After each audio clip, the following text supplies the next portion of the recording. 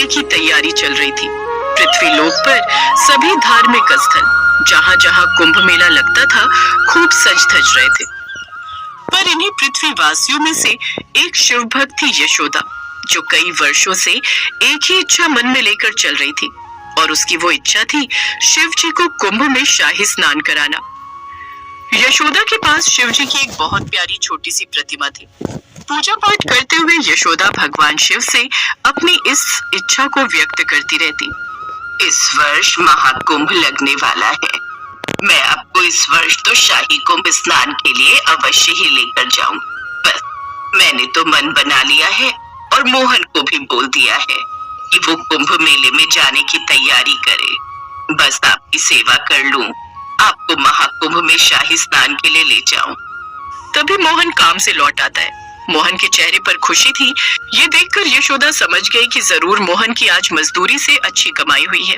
माँ, तुमने तो लगता है आज शिव जी को प्रसन्न कर ही लिया। पता है, आज मेरी पूरे 5,000 की कमाई हुई है। अब तो मैं भगवान शिव को शाही स्नान के लिए जरूर लेकर जाऊंगा। माँ, यशोदा जैसे ही मोहन के हाथ से पैसे लेने लगती है, तुरंत वो पैसा यशोदा की बहू सुधा छीन लेती है। अच्छा जी, कमाई मेरा पति करे और तुम फालतू के महाकुंभ स्नान के लिए पैसे खर्च करती रहो। बिल्कुल नहीं, इन पैसों से मैं अपने मायके वालों के साथ शहर में पिक्चर देखने जाऊंगी। ये क्या पागलपन है सुधा? तुम जानती भी हो माँ कितने सालों से भगवान शिव को कुंभ स्नान के लिए ले जाना चाहती हैं। उनकी इच्छा पूरी करना मेरा फर्ज है, क्योंकि मैं उनका बेटा हूँ। तो क्या मेरे लिए तुम्हारा कोई हक नहीं? मैं तुम्हारी पत्नी हूँ, तुम्हारे पैसों पर उतना ही हक है मेरा जितना कि तुम्हारी माँ का है। ये पैसे मैं वापस नहीं देने वाली। अगले साल चली जाएंगे ये महाकुंभ के लिए। वैसे भी साधारण से शिव जी की प्रतिमा को इतनी दूर महाकुंभ में शाही स्नान कराने के लिए जाने की कोई जरूरत नहीं। सामने नल बह रहा है, उसी में इस प्रतिमा को स्नान करा दो, हो जाएगा कुंभ स्नान। मैं जा रही हूँ अपने मायके वालों को मिलने। अपने भाई बहन के साथ मैं कल तो पिक्चर देखने चली जाऊंगी। सुधा ने मोहन की बात को नहीं सुना। वो सिर्फ अपने से मतलब रखती थी। वो बहुत खड़ूस स्वभाव की थी। उसने वो पैसा छीनकर अपनी अलमारी में छुपा दिया और अपने मायके चली गई। इधर यशोदा का मन उदास हो गया। सुधा जब अपने मायके पहुंची तो उसने देखा उसकी बहन बीमार है। दीदी, मुझे तो बहुत तेज बुखार है। 1-2 दिन बाद ही घूमने के लिए चलेंगे। अभी तो मेरी बिल्कुल भी हिम्मत नहीं है। और तुम्हारे पैसे कहाँ भागे जा रहे? संभाल कर तो रखे है ना, हम 1-2 दिन में आराम से घूम आएंगे। हाँ हाँ, पैसे तो मैंने अलमारी में संभाल कर रख दिए। तो ठीक हो जा, फिर हम तीनों बहन भाई शहर घूमने चलेंगे। तूने अपनी सास के महाकुंभ में जाने के पैसे रख लिए बेटा। ऐसे भगवान के नाम के पैसे छीनकर घूमना फिरना अच्छी बात नहीं। तू पैसे वापस लौटा दे। माँ, तुम अपना भाषण बंद करो। तुम बापू के आगे कभी बोली नहीं, इसलिए आज तक तुमने कभी शहर की शक्ल नहीं देखी। हमें ऐसा मत बनाओ। मैं सीधी बीवी और भोली भाली बहू बनकर नहीं रह सकती। सुधा घर लौट आती है। 2-3 दिन के बाद सुधा के भाई को कोई जरूरी काम पड़ जाता है। इस वजह से फिर उनका जाना टल जाता है। इस बीच मोहन जो भी कमा कर लाया, सुधा ने सारे पैसे अपने पास अलमारी में रख दिए। उसने यशोदा को कुछ भी पैसे छोड़ने नहीं दिए। यशोदा पूरी तरह से उम्मीद तोड़ चुकी थी। मुझे क्षमा करना प्रभु, मुझे लगता है मैं इस बार भी आपको शाही स्नान के लिए महाकुंभ में नहीं ले जा पाऊंगी। मेरे पास बिल्कुल भी पैसे नहीं है प्रभु। लगता है मेरी इच्छा मेरे साथ ही चली जाएगी। कितना मन था कि इस बार होने वाले महाकुंभ में मैं अपने भगवान शिव को स्नान करवाऊं। यशोदा की आंखों में आंसू आ जाते हैं और वो रो पड़ती है। यशोदा का दुख देखकर भगवान शिव अपने भक्त की मदद के लिए आ जाते हैं। भगवान शिव चाहते थे कि सुधा को भी भक्ति का महत्व पता चले, इसलिए शिव जी सुधा को सही रास्ता दिखाते हैं। आज तो सचमुच मजा आ जाएगा। हम तीनों भाई बहन आखिरकार घूमने के लिए शहर जा ही रहे। जल्दी से वो जुड़े हुए पैसे निकाल लेती हूँ।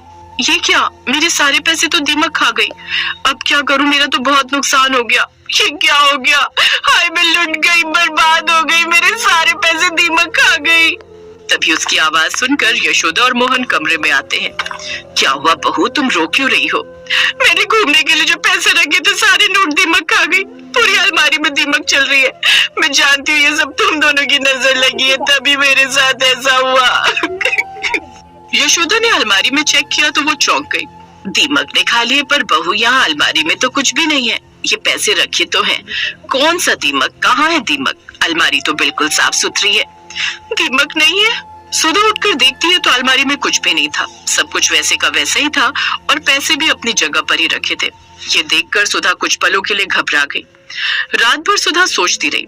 उसके दिमाग में बार बार वही सब घूम रहा था जो उसने दोपहर में देखा था। तभी सुधा को भगवान शिव की आवाज सुनाई देती है।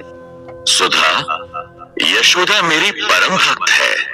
तुमने उसके साथ सही नहीं किया। मैं केवल तुम्हें सही राह दिखाना चाहता था। वो दीमक मेरी ही माया से उत्पन्न हुई थी। उस धनराशि को यशोदा को लौटा दो। वो मुझ पर बहुत विश्वास रखती है। यशोदा का मन है कि वो मेरी प्रतिमा को महाकुंभ में शाही स्नान करवाए, किंतु तुम उसकी भक्ति में बाधा डाल रही हो। मुझे माफ कर दो प्रभु, मुझसे भूल हो गई। मैंने माँ जी की भक्ति को नहीं समझा। मैं माँ जी को आपकी भक्ति करने से नहीं रोकूंगी और अब से मैं भी आपकी भक्ति करूंगी। मैं भी माँ जी के साथ महाकुंभ में आपकी प्रतिमा को शाही स्नान के लिए लेकर जाऊंगी। मैं अपनी गलती को सुधारूंगी प्रभु। अगले दिन सुधा ने यशोदा को सारे पैसे लौटा दिए। उसने यशोदा से माफी भी मांगी और सपने की बात भी बताई। माँ जी, मैं भी आपके साथ शिव जी को महाकुंभ में शाही स्नान करवाने के लिए ले चलूंगी। मुझे भी महाकुंभ देखना है। ये तो बहुत अच्छी बात है बहू, हम सब चलेंगे अपने शिव जी को महाकुंभ में शाही स्नान करवाने। जीती रहो बहू, सदा खुश रहो। हे शिव शंकर, आपकी जय हो प्रभु। माँ, मैं महाकुंभ मेले में जाने के सारे इंतजाम करता हूँ।